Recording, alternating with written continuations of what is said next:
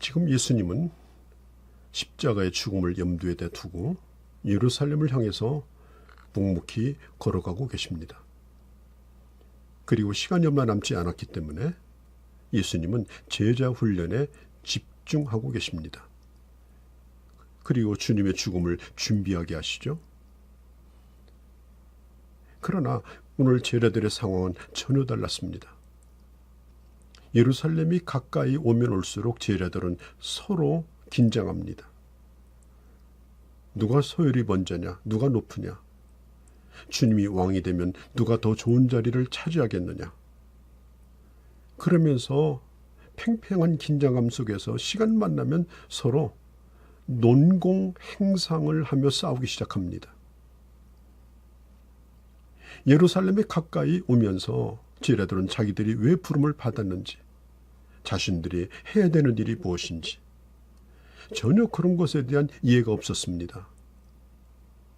그리고 서서히 자기들 속에 있는 세속적인 그런 내심을 드러내기 시작한 것입니다.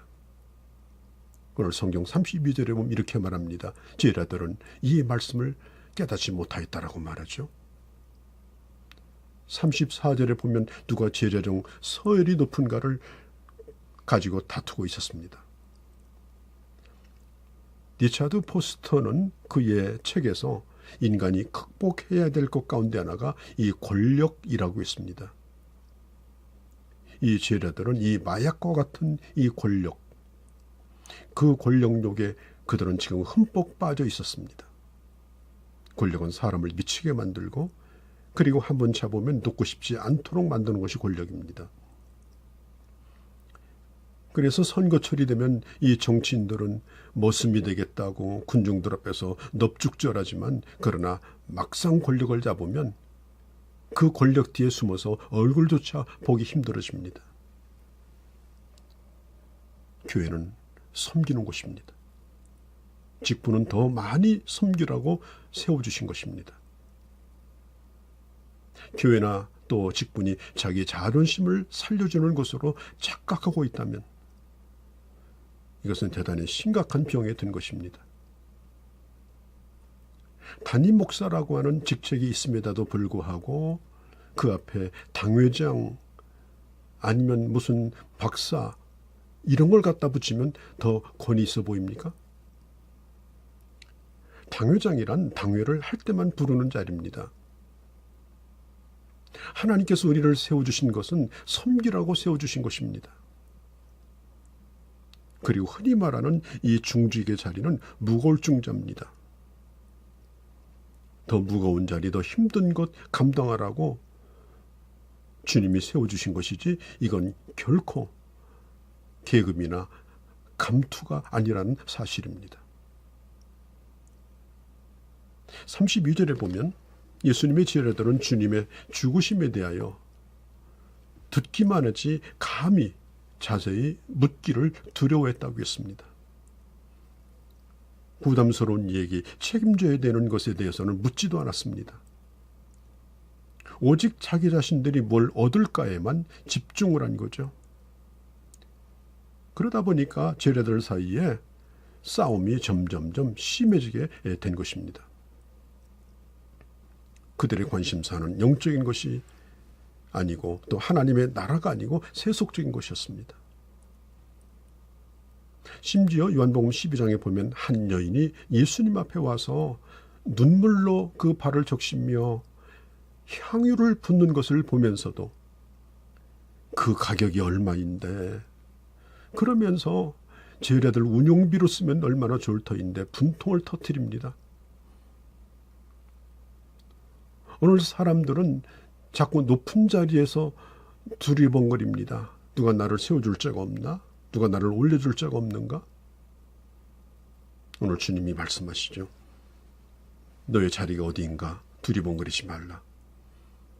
첫째가 되려고 하면 섬기는 자가 되라. 누가 나를 섬겨주려고 하지 말고 네가 먼저 섬기는 자가 되라. 이 짐승들의 세계는 또 사람들의 세계도 마찬가지입니다. 어디를 가든지 우두머리가 있고 힘 있는 사람이 있고 그걸 지키려고 하는 사람이 있고 뺏으려고 하는 사람이 있습니다.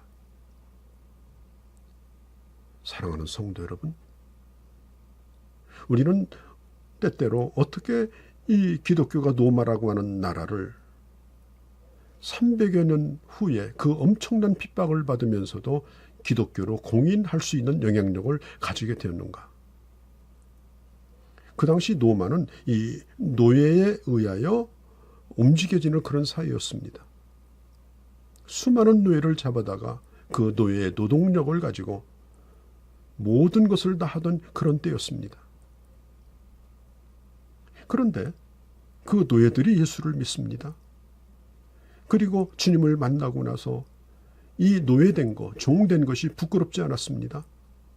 자신들이 예수의 종이라는 것을 이제는 자처하고 자부심을 가지고 삽니다.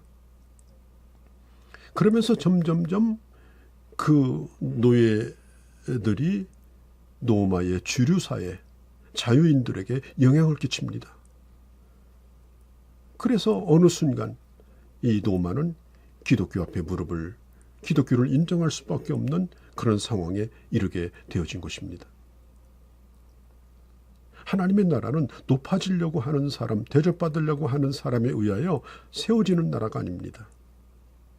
주님의 방식으로, 십자가를 지는 방법으로, 책임을 지는 방법으로, 서로 낮아지는 방법으로 하나님의 나라는 세워지는 것입니다.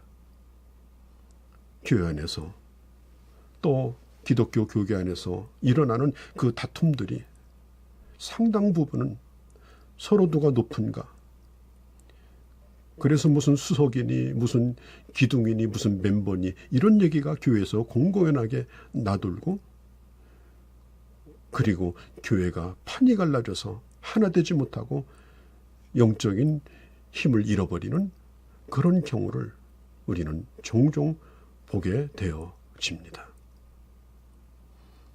니베게트 선교단체의 회장을 지낸 론 센이라고 하는 분이 계신데요.